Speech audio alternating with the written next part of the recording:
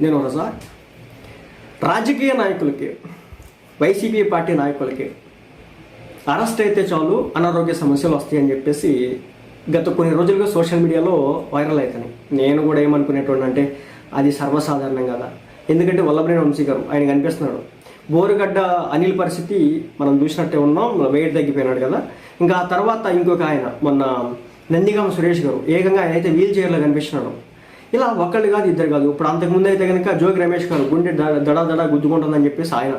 ఇలా జైలుకి వెళ్ళినటువంటి ప్రతి ఒక్కరు కూడా అనారోగ్య సమస్యలతో ఇబ్బంది పడినవారే. అయితే ఇప్పుడు ఏంటంటే చెవిరెడ్డి భాస్కర్ రెడ్డి గారు, ఎందుకంటే వీళ్ళు ఆ రాజకీయాల్లో బయటన్నంత వరకు సింహాలు పుల్లే ఎవరైనా కానీ జైలు జీవితంకి వెళ్ళిన తర్వాత మైండ్ సెట్ చాలా డిఫరెంట్ అవుతుంది.